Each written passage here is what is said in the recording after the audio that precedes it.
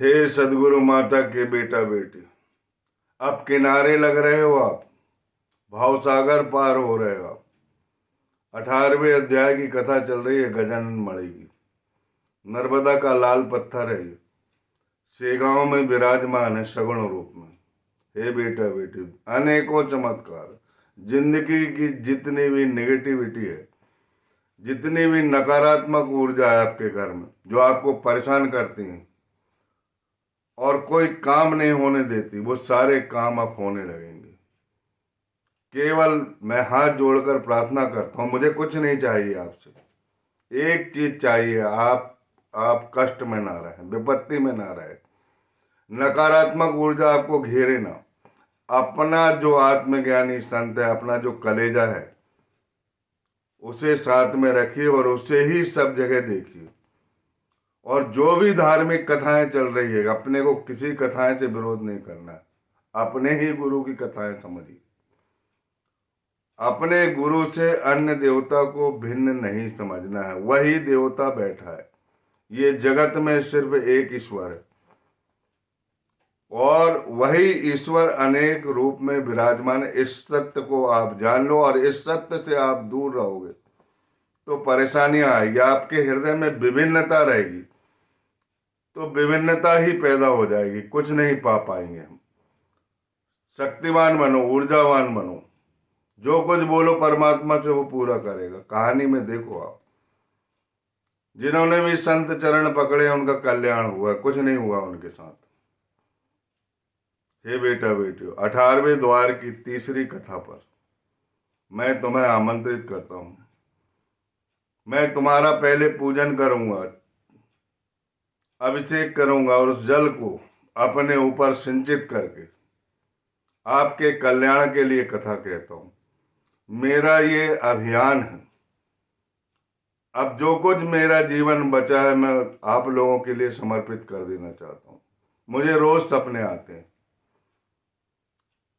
अभी 2 दिन पहले जो सपना आया था, मुझे विशेष प्रकार का सपना आया। गजानन गुरु की कथाएं चल रही और साईनाथ महाराज ने मुझे शिरडी ले गए और शिरडी में मुझे बैजा माई का घर दिखाया और उनका जो परपोता है वह मल्टी स्टोरी बिल्डिंग बना रहा है और उन्होंने मुझे बोला कि तुम्हें यहां कथा कहना। मेरे मन में प्रसन्नता के आंसू बहने लगे। बैजा माई जो रोटी देती थी, उसी बैजा माई की कथा के दिन ही सपना आया, जो सेगांव में एक बैजा माई अलग है। हे बेटा, बड़ी अद्भुत लीला है, अगणित लीला है। आपने सबसे 18वें अध्याय की सबसे पहली कथा में बैजा की कथा पढ़े आप। संत चरण बचपन से पकड़े थे उन्होंने। जेठ जेठ जो है, जेठ की नियत उस पर खराब हो गई। मुझे ही पति मानो, क्योंकि उसका पति कमजोर था और उसकी बुरी नियत का ये फल मिला संत कृपा से कि जैसे ही उसने बुरी नियत से उसके शरीर को स्पर्श करना चाहा तो उसका बेटा एक मंजिल से नीचे गिर गया, छत से नीचे आ गया। ऐसी होती है संत सेवा, जो कभी विफल नहीं होती। जिन्होंने भी संतों के चरण पकड़े, जो भी आत्मज्ञानी संत है आपके, मैं उनको भिन्न नहीं समझता। मैं अपना ही सदगुरु मानता हूं उनको। मेरे सदगुरु सब जगह विराजमान। जो बुराई कर रहे हैं वो भी मेरे सदगुरु हैं, जो अच्छाई कर रहे हैं वो भी मेरे सदगुरु हैं। आज नहीं तो कल ज्ञान आएगा ईश्वर की कृपा से। इस संसार में सबको मोक्ष मिलना है, लेकिन जन्म जन्मांतरों के बाद मोक्ष मिलेगा। अनेक प्रकार के अनुभव कलेक्ट होंगे, जब पता लग जाएगा कि कुछ नहीं है संसार में, केवल परमात्मा ही सबसे बड़ा सुख है, इसके अलावा कुछ भी नहीं। तब वो ज्ञान की ओर आकर्षित होगा और उससे ज्ञान प्राप्त होगा और इससे ईश्वर दर्शन होगा। और इस कथा में आपको यह भी जानकारी मिलेगी कि गुरु ही गोविंद है। जब ज्ञान प्राप्त हो जाता है तो गुरु में ही गोविंद के दर्शन हो जाते हैं। हे बेटा बेटी, ध्यान पूर्वक मनन पूर्वक इन कथाओं को सुनो, जिससे आपका कल्याण हो। आपकी सारी मनोकामनाएं पूर्ण हो गई, लेकिन मन निर्मल करके इन कथाओं को सुनो। मैंने पहले भी इन कथाओं को 21 अध्याय में 21 बार पढ़ा हूं। जो किताब में लिखा है गजन, जो दास गणों महाराज ने अपने हृदय में जो संजोया था, गजानन महाराज की कृपा से उनके पाले में जो कुछ भी आया था वो 21 अध्याय में वर्णित किया। अपनी तरफ से मैंने कुछ भी नहीं बोला। उन 21 मणि की कथाओं को भगवान के सामने सुनकर, या आप नहीं सुन सकते भगवान के सामने, तो कहीं भी निर्मल मन से सुन लीजिए। और 21 मणि जब आप प्राप्त कर लोगे, आपके हृदय में उतर जाएंगे, तो उसके बाद 21 दूर्वा से गणेश भगवान का पूजन करना है, श्रृंगार करना। जो आपकी इच्छा, जितना श्रृंगार बनता है, जो कुछ भी चढ़ाना चढ़ा सकते, लेकिन 21 दूर्वा। ओम गजानन नमो नमः, श्री गजानन नमो नमः, जय गजानन नमो नमः, गुरु गजानन नमो नमः करके 21 बार चढ़ा दी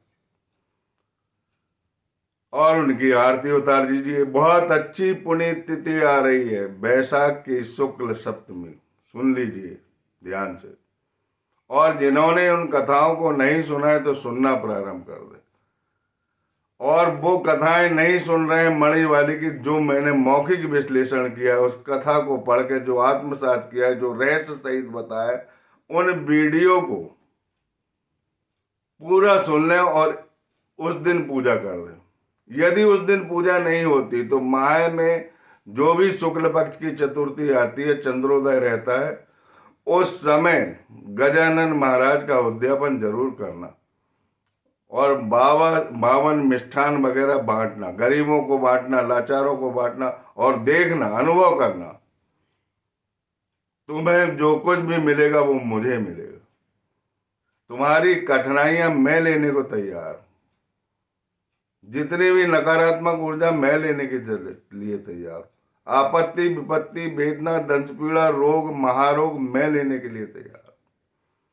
जो भी दोष है, मांगलिक दोष, वास्तु दोष, शादी के दोष, सब दोष मैं लेने को तैयार हूं। मैं अपने हाथों से गुरु चरणों पर अर्पित करूं, मैं भी उद्यापन करूं। ये कथाएं कह रहा हूं, मेरा भी उद्यापन होगा। दूसरा, पुंडलिक गजानन महाराज का भक्त। तीसरी पुंडलिक की तीसरी बार कथा आती है 18वें अध्याय में। और बाईजा भी गजानन महाराज की भक्त। दोनों गुरु भक्त मिल जाते हैं और दोनों वारी करने जाते हैं, एक मराठा जात की, एक माली वंश की। लोग उन पे नाना प्रकार की छीटाकशी करते हैं, ऐसा ऐसा दोषारोपण करते हैं जो भगवान को मंजूर नहीं है, जगदीश्वर को मंजूर नहीं। आखिर गजानन महाराज ने बता दिया कि ये पूजनीय बनेंगे, और उस गांव में, मुड़ गांव में पूजे जाते हैं। हे बेटा बेटियों, धन्य है ये कथा, पावन करने वाली कथाएं। अपने बच्चों को सुनाइए, खुद भी सुनिए। जो कुछ आंखों देखा हाल है, 100, 125, 150 साल पहले की बात है। साईनाथ महाराज भी जिंदा थे, गजानन महाराज भी जिंदा थे, बहुत सारे आत्मज्ञानी संत हैं। किसी भी संत को पकड़ लो, मैं किसी को अलग नहीं मानता। नाम अलग होने से, शरीर अलग होने से कुछ नहीं होता, आत्मा एक है। हमारे जगत गुरु शंकराचार्य ने एक ही चीज बताया कि ये संसार एक आत्मा है। समझो एक आत्मा को, कितनी बड़ी बात कह डाली उन्होंने।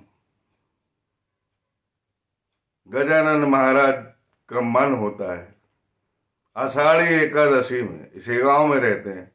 कथा चालू हो रही है, मैं कथा चालू के समय फिर प्रणाम करता हूं, ध्यान दीजिए। आषाढ़ी एकादशी में गजानन महाराज बोलते हैं कि अपने को पंढरपुर चलना है। तब जगू, आवा पाटिल, हरि पाटिल और बापूना काले और उनके 25-50 मित्र तैयार हो जाती, पूरी मंडली तैयार हो जाती। हालांकि उन्हें कहीं जाने की जरूरत नहीं, क्योंकि गोविंद भी वही है। इस कथा में सिद्ध हो जाएगा आपको। जो गोविंद और गुरु को अलग अलग समझते हैं, उन्हें इस कथा को जानना जरूरी है। जब ज्ञान आता है तो गुरु के अंदर ही गोविंद के दर्शन होने लगते, क्योंकि कृष्ण ने कहा है भगवद गीता में, आत्मज्ञानी जो संत रहेंगे वो मेरे ही अवतार है, मैं ही हूं, मेरे सिवा दूसरा कोई नहीं है, मेरा प्रतिनिधित्व कर रहे हो। और वो जो तत्व ज्ञान देंगे उनके चरणों को प्रणिपात करिए, प्राणपन से प्रणिपात करना है। साष्टांग दंडवत हो गए, लेट गए, वो प्रणाम नहीं कहलाता। प्रणाम ऐसा कहलाता है कि तन मन धन से प्राण, तन मन धन और प्राण सहित चरणों पर माथा रखना है। सेवा का अर्थ होता है तन मन धन से सेवा करना है। और आत्मज्ञान लेना, वो तुम्हें आत्मज्ञान देंगे, और आत्मज्ञान की जैसा ही स्पर्श होगा तब से ही श्री कृष्ण के दर्शन होने लगे। गोविंद दूर नहीं है, उन्हीं के हृदय में है, क्योंकि उन्होंने कहा है कि मेरी आत्मा और प्राण है। आत्मज्ञानी संत को ये कहा है कि संत मेरी आत्मा और प्राण। आत्मा किसे कहा? आत्मा कहा है आत्मज्ञानी संत, और प्राण कहा है उनके शिष्य को जो ज्ञान हासिल कर लेता है। और जब ज्ञान हासिल हो जाता है तो तीनों एक हो जाते हैं। धन्य है आपकी कृपा, धन्य है आपकी लीला। लेकिन ये काम जन्म जन्मांतरों में होता है, सदगुरु छोड़ते नहीं। अगर उनका आशीर्वाद हो जाता है तो वो छोड़ते नहीं। इस जन्म में नहीं ज्ञान प्राप्त होता, अगले जन्म में ज्ञान प्राप्त होता है। और जो भी विकार रहते, जो भी अशुद्धियां रहती, जो भी मेल रहते, गंगा मैया की तरह उसे धोते जाते और अपनी ओर आकर्षित करते जाते और फिर मोक्ष देते। हे बेटा बेटी ध्यान से सुनो। गजानन महाराज और 40-50 लोग सेगांव के चलते पहले नागजिरी जाते। नागजिरी में गोमा जी संत हुए, जो गजानन पहले के संत हैं, जो वहीं समाधिस्थ हुए। और उस गांव के जो पूर्वज पाटिल के जो मुखिया है महादा पाटिल, उनको गुरु मंत्र दिया था उन्होंने। संत कृपा पहले से थी, इसीलिए गजानन महाराज ने वहीं कर्म स्थली बनाया, धर्म स्थली बनाया, पुण्य स्थली बनाया, बैकुंठ स्थली बनाया। महादा पाटिल के 2 लड़के हुए, कड़ता पाटिल और कूका पाटिल। कड़ता पाटिल के 6 लड़के हुए और कूका पाटिल की कोई संतान नहीं हुई। कड़ता पाटिल खत्म हो गए। 6 लड़के का परवरिश कूका पाटिल ने किया। कूका पाटिल जो थे वो गोमा जी संत के परम भक्त थे और विट्ठल की उन पर कृपा थी, विट्ठल के दास थे वो। और उनके कारण उनके यहां धन कनक संपदा अपार लग गई, ढेर लग गई। पाटिल पुत्रों में घमंड आ गया। उस घमंड को दूर करने के लिए गजानन महाराज को आना पड़ा, क्योंकि पांडुरंग और गजानन एक ही चीज।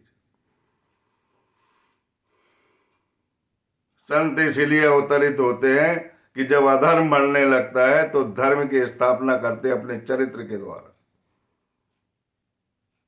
और साधु चरित्र से, तुलसीदास ने लिखा है साधु चरित्र तो चरित्र को पासो। साधु चरित्र से ईश्वर प्रसन्न होते हैं। ज्ञानेश्वर माउली ने भी लिखा, मैं उनको प्रणाम करता हूं, कि जो साधु चरित्र का बखान करता है, जो साधु चरित्र को सुनता है, उसे आत्मज्ञान होता है, ईश्वर प्रसन्न होते हैं। और प्रसन्न होकर आत्मज्ञानी संत के हृदय में उनके दर्शन होने लगते। हे बेटा बेटी कथा आगे बढ़ती है। आगे देखो, उस परिवार के एक बात विशेष रूप से मैं बता देता हूं। पाटिल परिवार ने एक पहर तक गजानन महाराज की गन्ने से पिटाई की, क्योंकि लोग उनको मानने लगे थे और इनको बाद में नमस्कार करने लगे थे। इनको बहुत बुरा लग रहा था, बहुत बेइज्जती हो रही थी। योग योगेश्वर है कि नहीं, गाड़ी भर गन्ना बुलाया और एक पैर पीटते रहे गजानन महाराज को। जब पीट के थक गए तो गजानन महाराज ने बोला कि बेटा लोग आ जाओ मेरे पास, तुम तो मेरे पुत्र जैसे हो। कैसी करुणा है, कितना प्रेम है ये। और पीटने के बाद एक भी लोर नहीं आई। और फिर 4-5 गन्ने हाथ में लेकर ऐसा मरोड़ के पूरा रस निकाल के पी लो बच्चों, थक गए हो गए, आराम कर लो। छह ही भाई नतमस्तक हो गए। कैसा घमंड का चकनाचूर किया।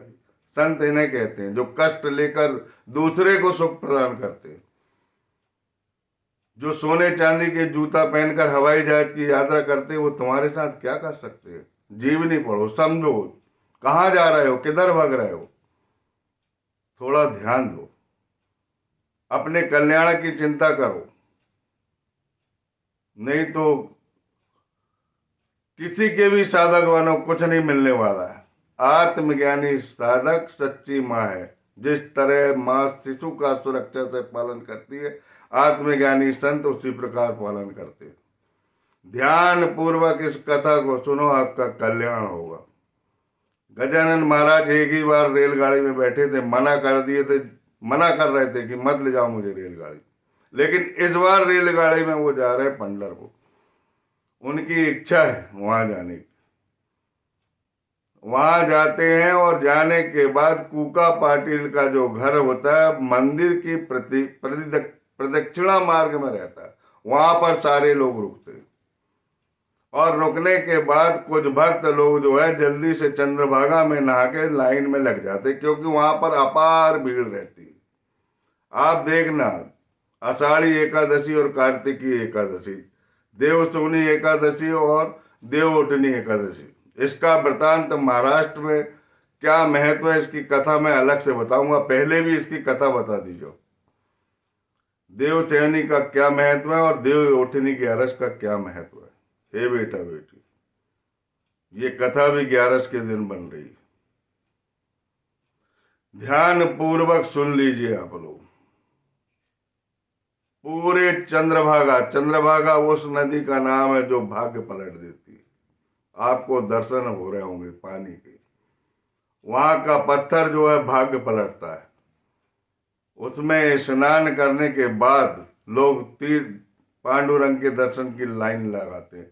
5 किलोमीटर दूर से ही लाइन लगती, इतनी अपार भीड़ रहती है। चंद्रभागा के दोनों तट पंडालों से सजे रहते हैं और नाना प्रकार की पालकी, ज्ञानेश्वर की पालकी, नामदेव की पालकी, एकनाथ की पालकी, तुकाराम की पालकी, जनार्दन स्वामी की पालकी, संत सकू की पालकी, कानू पात्रा की पालकी, सावता माली की पालकी, चोखा मेला की पालकी, गोरा कुमार की पालकी, नरहरि सुनार की पालकी, दामाजी पंत की पालकी, पालकियों से ही भर जाता है। और इस तरह अबीर और गुलाल की वर्षा होती है। पूरा आकाश में रंगीन चंदोबा छा जाता है। जय जय राम कृष्ण हरि, ज्ञान देव तुकाराम, जय जय राम कृष्ण हरि, ज्ञान देव तुकाराम, ऐसे मंत्रोच्चार होते हैं। आकाश गूंज जाता है। चींटियों को प्रवेश करने की जगह नहीं रहती कि लोग एक एक कदम पर पुलिस बिसिल बजाती हुई खड़ी रहती है, इतनी भीड़ रहती है, क्योंकि पांडुरंग वहां पर ऐसे कमर पर हाथ रख कर खड़ा हुआ है और कहता है बोलो जल्दी क्या काम है। त्वरित काम करने की वेशभूषा है। मैं नहीं जानता तुम्हारे पाप दुर्भाग्य कुछ नहीं, तुम कष्ट बताओ जल्दी, क्या कष्ट है बस।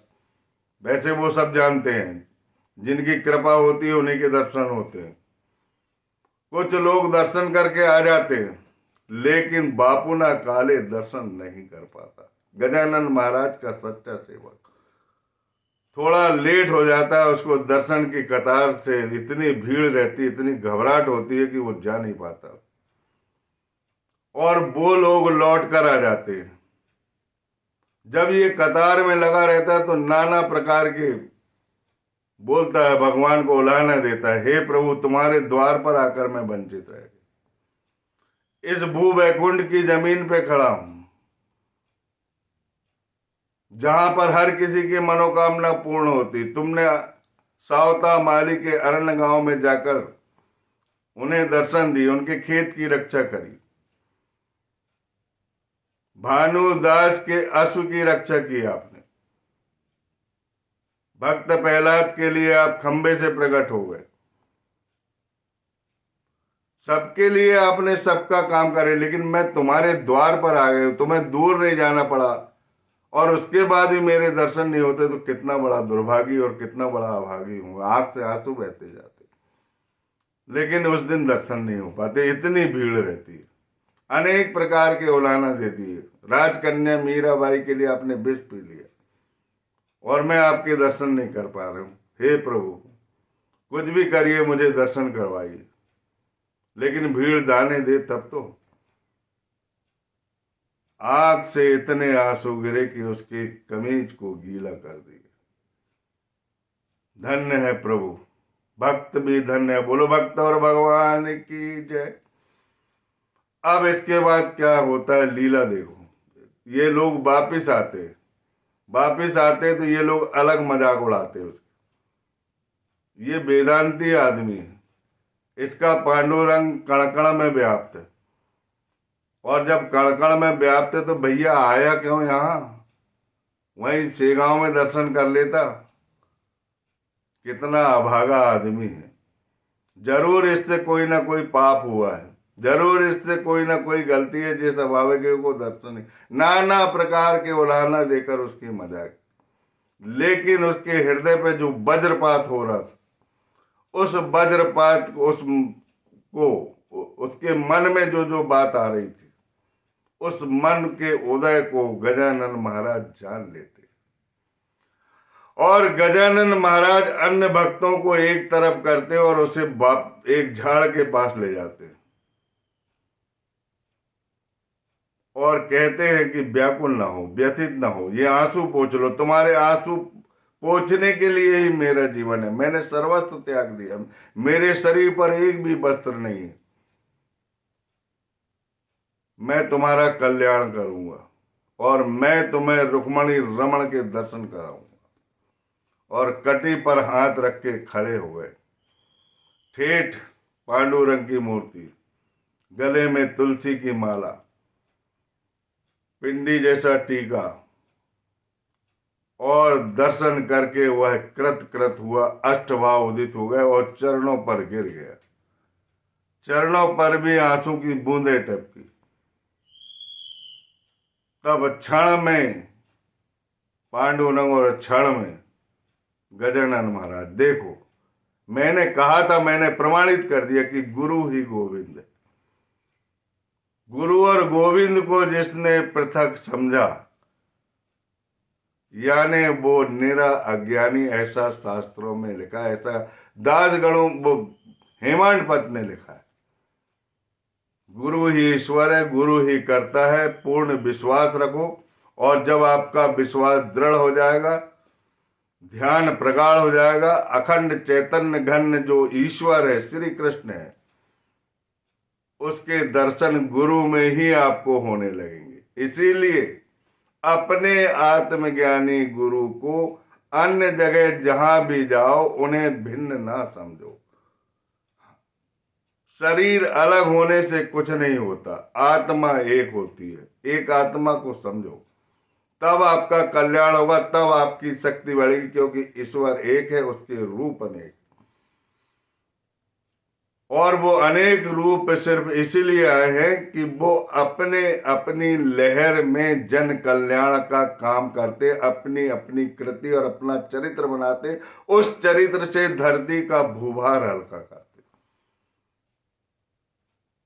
तब सारे लोग भिड़ जाते हैं कि जिस तरह बापूना काले को आपने पांडुरंग के दर्शन कराए, तो हमें भी दर्शन करा दीजिए।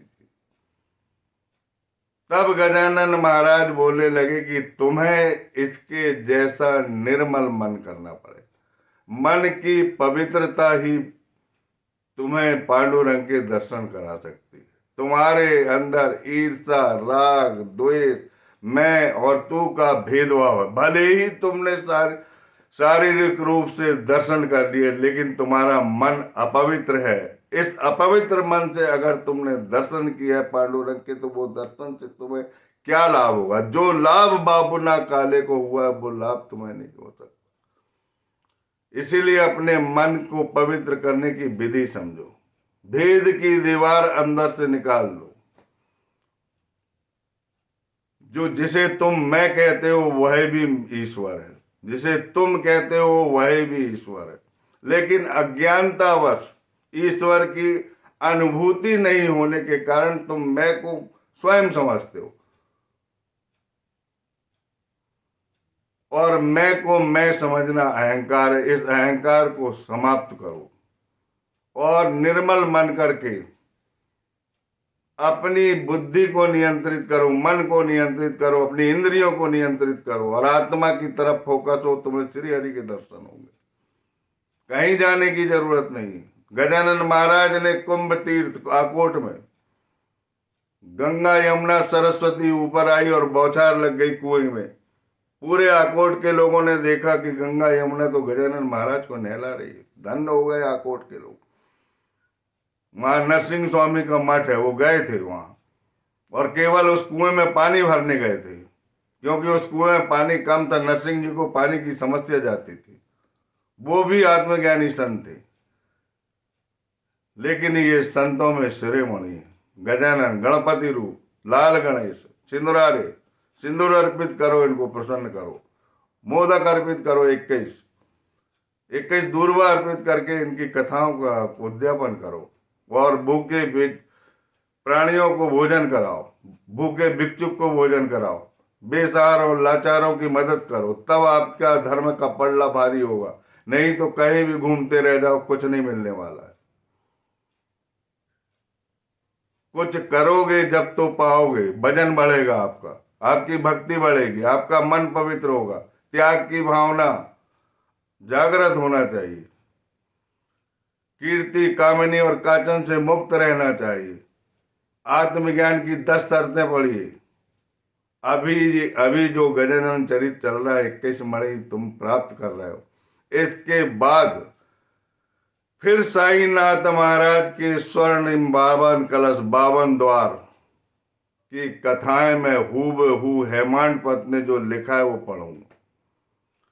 सुबह की पूजा में कथाएं सुनो और शाम की पूजा में उसका रहस्य सुनो। 2 वीडियो कोशिश करूंगा मैं, 2 वीडियो रोज बनाऊंगा और आपके कल्याण के लिए कहूंगा। ध्यान पूर्वक इन कथाओं को सुनो और अपना कल्याण करो। हे बेटा बेटियों, अब ये यात्रा अभी अधूरी है। अगले वीडियो में इस यात्रा को पूरी करूंगा, जिसमें 2 लोगों की कहानी आएगी। एक कौठे बहादुर जो वहीं हैजा हो गया था, उसको जहां ये लोग रुके थे वो भी रुका था और वो ग्राम बंधु था, उसकी कहानी।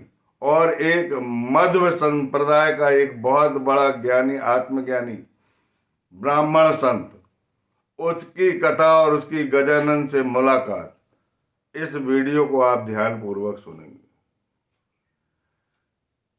जो इस कथा को सुनेगा वह पूरे भारत भूमि के जितने तीर्थ का फल घर बैठे पाएगा। उसके घर से सारी नकारात्मक ऊर्जा बाहर हो जाएगी, क्योंकि गजानन महाराज इन कथाओं के सुनने वाले श्रोता के घर में खुद ही आ जाएंगे। और जहां गजानन महाराज आते हैं, जहां गणपति रहती है, वहां पर लक्ष्मी और सरस्वती स्वयं विराजती है।